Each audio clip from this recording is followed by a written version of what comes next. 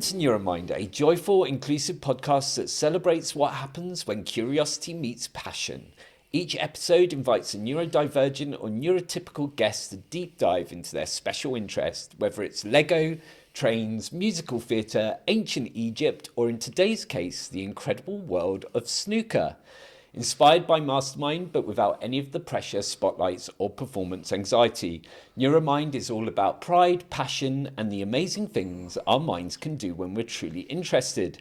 I'm your host, Mark, and today I'm joined by David, who's here to tell us everything we ever wanted to know about snooker. How are you doing today, David? I'm very well, Mark. Thank you. Good. It's great to have you on the show.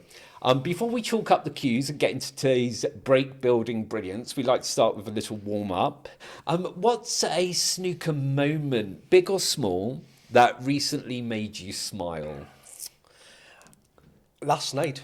Oh, right, okay. Yes. Was we playing snooker last night or refereeing snooker? I wasn't. I was watching it. Oh, right, okay. Yes. Well, there's been a couple this past week, to be honest. So the first one, I think, for me, I refereed the World Disability Snooker 900 down in Reading. Okay. Which was a variety of different players with different disabilities competing. Oh, wow, okay. So did they have to have adapted equipment and stuff? Yes, on the World Disability Tour they do. Yes. The snooker players last week didn't. They all had some form of disability, but they were all quite able to play. Right. You know, regular snooker style without any adaptations or. Okay. Great. But the one last night was Mark Selby winning the UK Championship down in York. Absolutely fantastic. Yeah. Great. Okay, so now for the focus round. David, can you do us the honour of pressing the red Neuro-Mind sound effect button?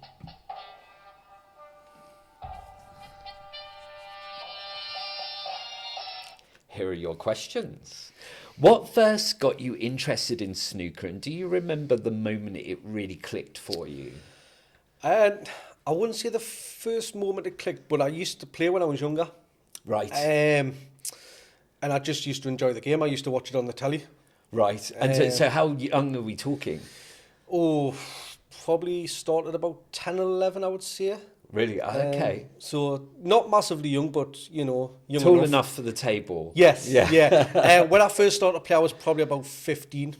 Right. I used to watch it previously before that and quite enjoyed the game. I used to play pool as well, which sort of is a slightly different game to snooker, but, you're adapting to it. But you knew at that moment that it was something for you. Yes, I enjoyed it. Good. Do you have a favourite snooker player, past or present, and what is it about their style you admire?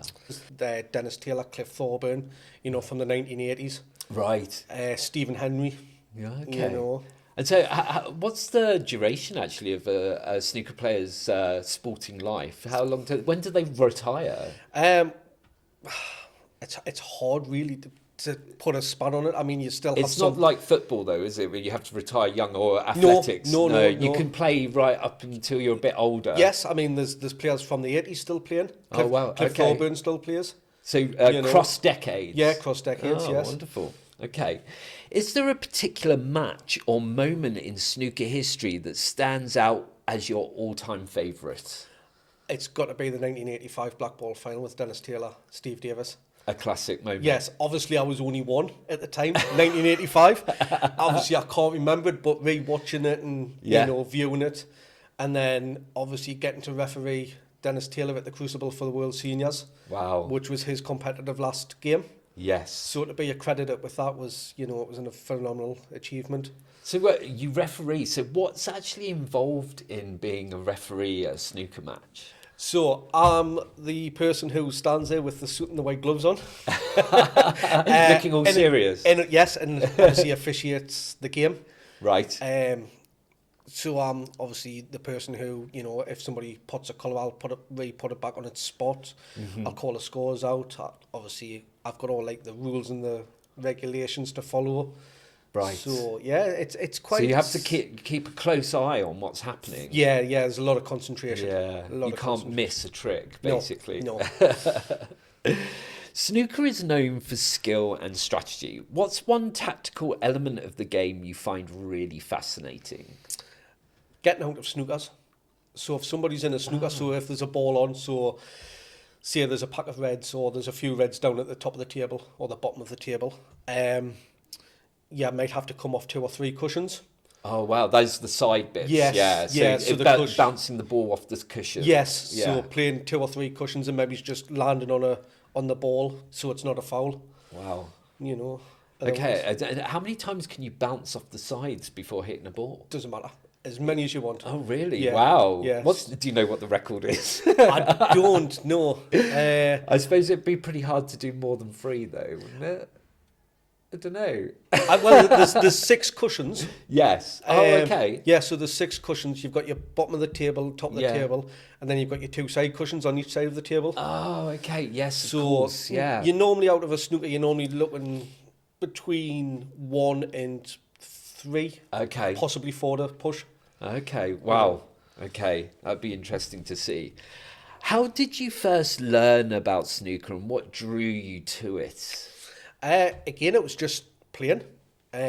Just going to a local club and just having a few frames. Yeah. And then just developing your knowledge from there. Yeah. Again, to become like a bit better quality playing. Yeah. Watching different people. So do you remember when the first time you picked up a cue, or is it like a bit of a blur? It's a bit of a blur, to be honest. But I used to play pool at Metroland. Oh, okay. Years and years so ago. That's how that was your introduction. Yes, with a great uncle of mine. Right. We used to go on a Saturday and have a couple of games of pool. Oh, happy I was memories. probably only about 10 at the time. Right. 10 to play a pool. Yeah, yeah. You know, and then just developed into snooker. Okay. What impact has snooker had on your confidence, opportunities, or enjoyment of the sport? Massive range, to be honest. Yeah. I've been quite lucky, obviously, going away refereeing. Yeah. Being on the telly, you know, developing my own confidence with that. Because not many people get to referee, a sport that they love. No, they? exactly. So, That's it. I've been quite lucky. I've refereed some of the greats of the games. Mm-hmm. You know, the Ronnie O'Sullivan, Judd Trump, Mark Williams. You've probably witnessed a few magical moments as well in the game. Yeah. Again, being at the Crucible. Yes. For World Seniors. And to explain what the Crucible is, just for people who don't know. So the Crucible is a theatre in Sheffield. It's not used for just snooker. It's a big production theatre. Wow. But when they have the World Championships at Sheffield, yes, they use the Crucible Theatre. It holds about 900 people. Wow. It must be a pretty cool building. It is, yeah. The atmosphere is brilliant when it's full and it's packed. Yes. You know, and everybody's there. And so it's a magical venue for you. It is, yeah. It's one of the best venues going. If you could improve one area of your own snooker game overnight, what would it be? I'm okay at snooker. I'm not a brilliant player. So I think... You're a better referee than I you are am, a player. yes. Some would disagree. I think it would be break building the breaks up so as you're potting the balls, getting the breaks and... So break building is actually the sort of potting the balls in yes. one by one. So with snooker you've got obviously your red balls, which is worth 1 point. Right. And then you go through a sequence of colours. Ah, okay. And what the order of the colours? So it's yellow, green, brown. Oh, I nearly got it right with the sound effect buttons as well. Yellow. Blue, pink and black. Yeah. Oh, okay. So the yellow is 2, green's 3, brown's 4. Okay. And you can't change that order? No. No, that's set in stone. That's set in stone when there's no reds left on the table. Right. You can play any colour after you've potted a red. Oh, okay. Yeah. Okay, interesting. Okay, if you could play a single frame with any professional player in the world, who would you choose and what would you hope to learn from them? I've been quite fortunate. I have played a few frames against a few pros. Oh, okay. Pro snooker players. Is that in like a proper game or just for fun? It was exhibition. Right. So you do take it a little bit seriously. You do try and beat them. It's never going to happen. Yeah. But I think a player from the past who's sadly no longer with was a lad called Paul Hunter. Okay. Paul passed away quite a number of years ago now with cancer. Right. He was only a young lad. He was only in his... Oh, really? I think he was only in his late 20s, possibly early 30s. Okay. But he had a wonderful career ahead of him if he hadn't have he passed would have away. been multiple world champion. He was just a really just fluent player. You know, really nice to watch. Yeah, unforgettable. Yeah. Okay, now it's time for the deep dive. David, please can you do us the honour of pressing the yellow snooker-themed sound effect button?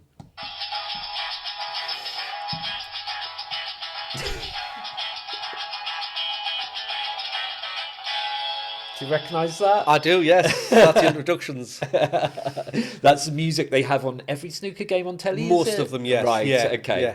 Okay, good. So this is a chance to go beyond the quiz and explore why snooker means so much to you. David, when did you realise snooker was more than just an interest, but something you felt deeply connected to? I think it was about 8-9 years ago. Yes. I got talking to a lady who used to be a former world champion in snooker and billiards, which is a separate game to snooker. Yes. I don't know a lot about billiards, to be honest. Right. But she was called Viva Selby, who's from Gosforth. Right. So local to you. Yeah, very local. And I got talking to her one day. Yeah. Because she used to come into Gateshead Snooker Club and play snooker and billiards. Right. And then obviously I got to know her a bit better, and then she told us about her game and her life that she had in the game and where it started. Right, so she was a professional. She was professional, player. yes, back in the 70s and 80s. Wow. Okay.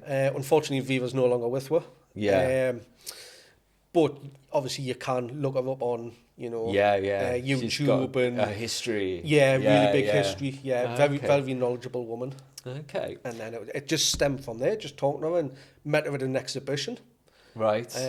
So she obviously really inspired you. She did, yeah. Yeah, she did. How has playing snooker supported you through difficult or challenging times? Obviously, I've had a few challenging times within the past few years. I think just going and be able to just go onto a table, just have your mindset, your focus on something else, it just does clear your head. Yeah. You can also hit the ball a little bit harder if you just want that release of stress. Yeah. And it just, the mindset, you're just focused on what you're doing. Yes. Rather than anything else. So it's good for mental health as well. Yeah, it's really good for mental health, yeah. Time for the Neuro Quickfire. David, hit the purple snooker-themed sound effect button to get us started.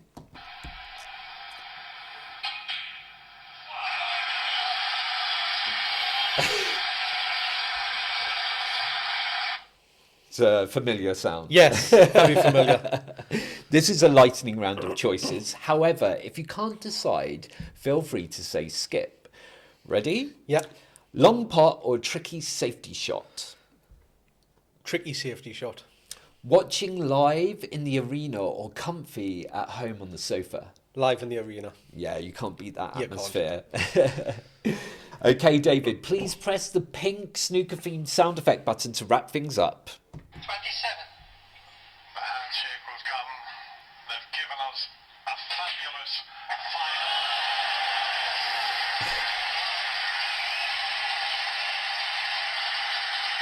Do you recognise that? I do. I recognise the referee's voice as well. Yeah. Yes. Was it from the 2025 championships? I believe so, yes. Yeah, that's it. Okay, so thank you, David. Today you've officially earned the title of Neuro-Mind Snooker Maestro. Before we finish, please spin our Wheel of Fortune to see what prize you're taking home. Oh, lucky loot. David, you've won these squishy snooker balls. Oh, thank you very much. And these delicious chocolate snooker cues. Oh, I which shall enjoy aren't them. matchmakers, I promise. I shall enjoy them. Yeah, good. I'm pleased.